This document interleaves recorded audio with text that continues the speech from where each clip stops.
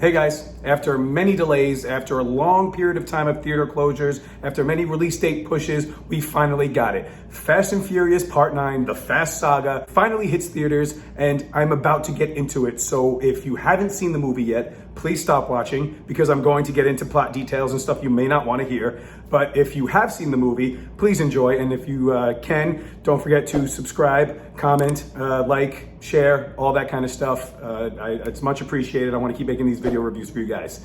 But I'm about to get into the Fast and Furious Part 9, the Fast Saga. This installment starts off with a flashback, which is going to turn into a series of flashbacks throughout the film that's showing us basically in the first Fast and Furious film when Toretto finds that one tender moment where he gives the famous, "I live my life a quarter mile at a time." He gave that famous speech about him and his father being killed on the track and him, beating the guy with a wrench that was the cause of it and unable to lift his hands. That made him spend 2 years in Lompoc. "I'll die before I go back." So in true soap opera fashion, they introduce his brother, played by John Cena, but they show younger versions of themselves. And to say the truth, I'm happy that they didn't go with the CGI de-aging route. They actually went with very young lookalikes of both Vin Diesel and John Cena, which was nice. But it showed the real story of what happened, the real story about Dom's father on the track, who was so deep in debt, he wanted to throw the race. So he had Dom's brother, which is Jacob, which is played by John Cena, do something to the engine or whatever to make him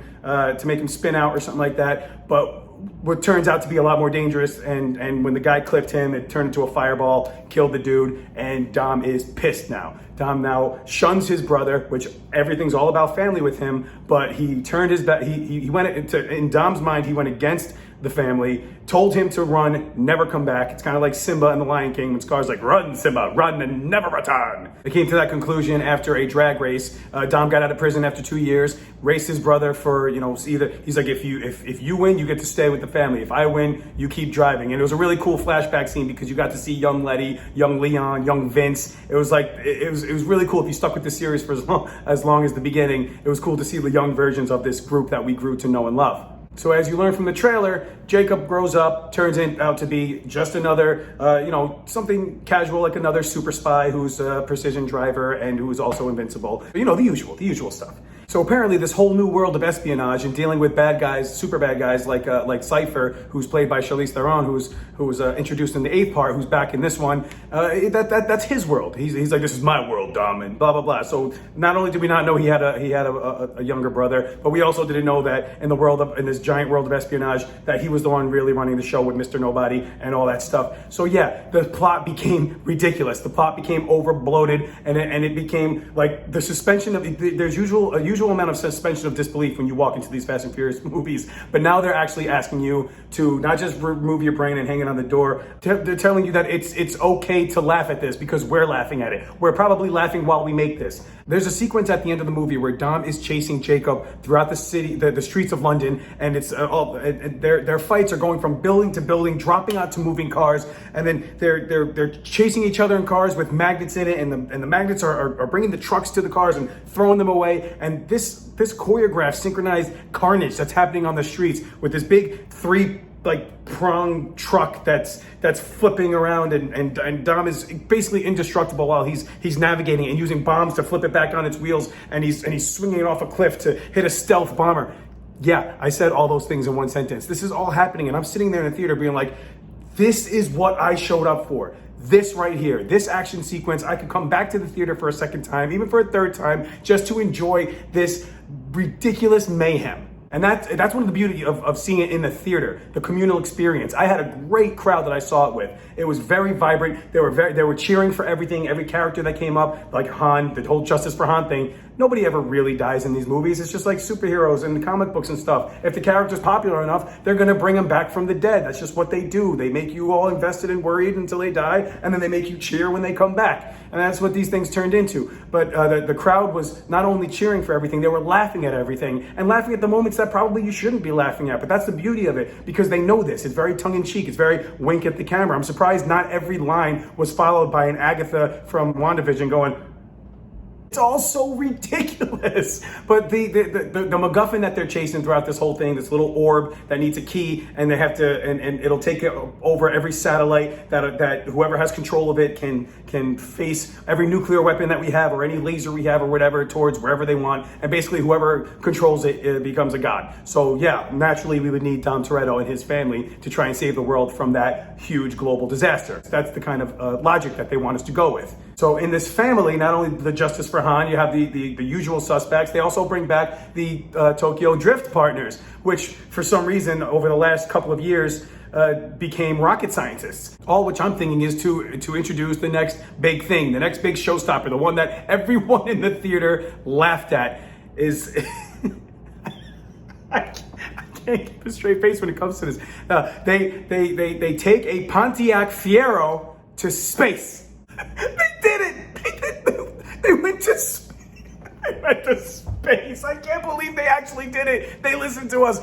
I guarantee the producers went on these Reddit message boards and said, what are the memes saying? What do the people want? What do they say? Oh, wow, they want to go to space? Really? Like Jason X? They were like, where's the next one going to go? I guess we're going to go to space. And you know what? The creators are like, yeah, screw it. Let's give away. Because in the movie, Dom actually says that. When the plot comes to the point where they need to do something with a satellite in orbit, Tyrese, who's always the character who speaks for the audience. There was even an intimate moment where he's talking to Ludacris's character and the girl from Game of Thrones, I forget her name, and he's saying where he's thinking he's some sort of superhero or some sort of deity, being like, we are not normal, we're invincible, basically. And they're messing with him, being like, man, you a dumbass. But that's him telling the audience, like, yeah, we get it. There's 50 people shooting machine guns at us, and we don't get a scratch on us. And then we shoot 2 bullets and 15 guys fall down. It's just like Austin Powers or National Lampoon's Loaded Weapon. It's a parody of action movies. And Tyrese's character is there to basically say, yeah, guys, we get it. His exposition is basically what we're thinking.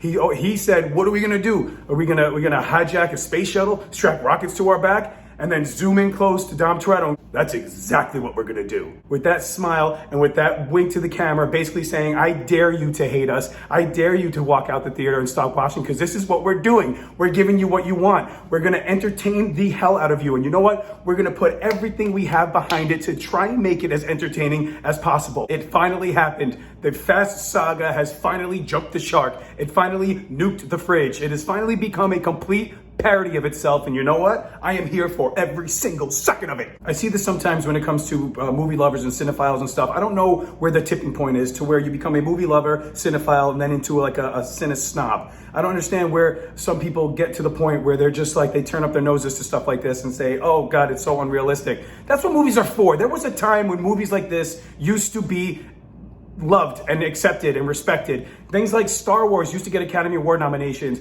You know, Raiders of the Lost Ark was nominated for Best Picture. There was a time when Hollywood actually enjoyed themselves. After a very, very long season, Academy Award season or award season, whatever, of all these depressing, cathartic, and realistic movies, I want something like this to take a breather, to give me a breath of fresh air in a world that right now has been crumbling for the last year and a half, and that people pitted against each other, and there's so much hate and negativity in this world. If I could have a couple of hours in an air-conditioned movie theater and just enjoying myself with some ridiculousness, I am all for it. This is what escapism is all about. I know it's Martin Scorsese's worst nightmare. I know he says movies now are amusement park rides or whatever, but it's not though. There's room for it all. You have the award seasons to show you that throughout the year, a lot of these lesser known films are beautiful and they're realistic and they're showing the human experience. But the summertime, 4th of July weekend, that's the time for the blockbusters. I mean, Steven Spielberg brought that with me. He created that season with Jaws, and he's been pumping them out ever since, and people have been inspired by him and trying to do the same thing. What's wrong with a little bit of escapism? And you know what the beauty of our time is? When I hear people saying that, oh, the series is out of gas, stop making them, this is ridiculous, it's a waste of time, this series needs to end. I don't like hearing that, because you don't have to watch it.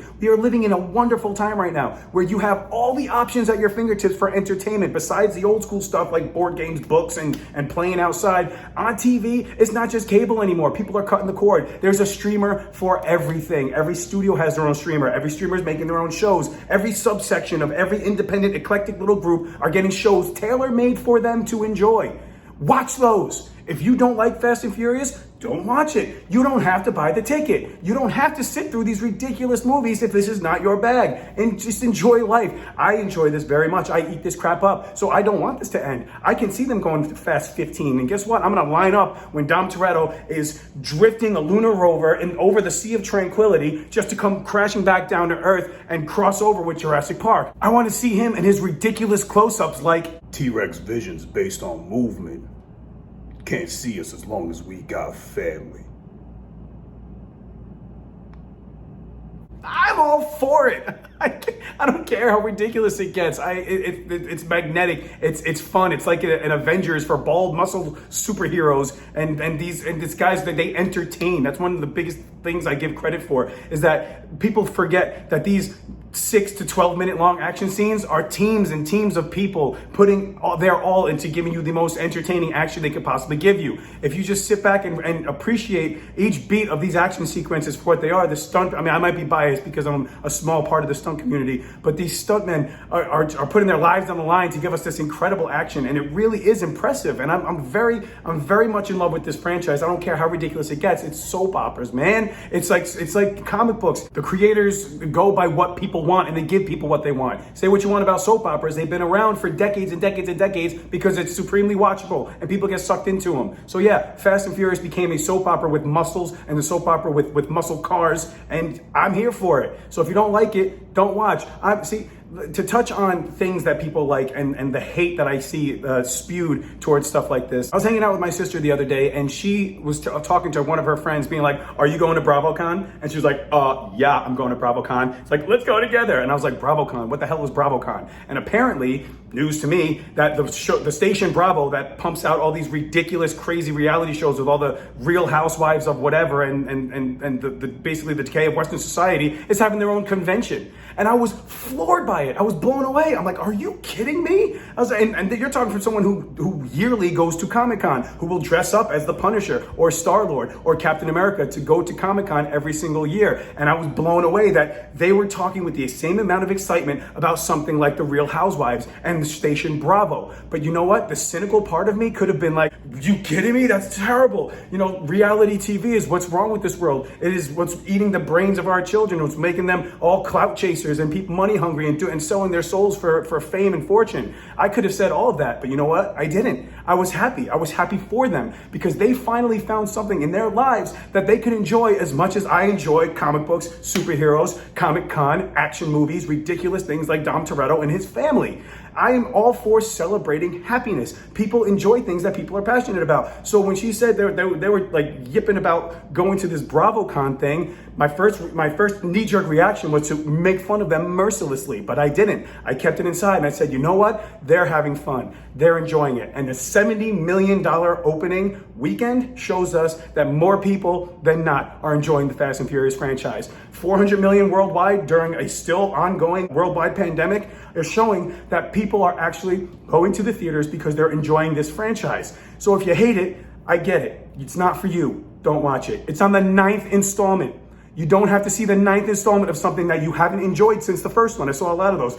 The first one was the only good one. Why'd you watch the rest of them? So word on the street is that they're going to stop with the next one. The next one's going to be part 10. I think they're going to split it up into a two-parter. So he said that somewhere in February of 2022 is going to be part 1 of part 10, and then 2023 is going to be part 2 of part 10. So the Fast Saga is coming to a conclusion, is coming to an end, but I'm sure they're going to have spin-offs and sequels of other characters and the new generation. Maybe little Brian's going to grow up to be the new Toretto that's, you know, battling dinosaurs and whatnot. So say what you want about this Fast and Furious franchise. I, for one, am thankful for it. I, for one, celebrate it, and I, for one, commend the teams that put this all together because whether you hate it or not, it is one of the most successful and beloved franchises in movie history. And that's all coming from a boy from New York named Mark Vincent, aka Vin Diesel, getting this family together, keeping it together, and entertaining the masses. I'm sorry this long review turned into more of a rant about things that people enjoy and just enjoying life. You know, like that meme, like, just let me enjoy things. You know, I'm sorry about that, but that's what I feel in my heart. So that's what I'm gonna say. I'm gonna leave you with that. So please subscribe to the channel, like, comment, do whatever. Talk to me about it. Talk to me about the Fast franchise. Not if you absolutely hated it and just wanna troll. Walk on with that stuff. But if you enjoyed it, or if you have questions about the series, like, let's talk it out. Oh yeah, and I almost forgot, like I almost forget every single video. this movie, Fast 9, the Fast Saga, gets a go.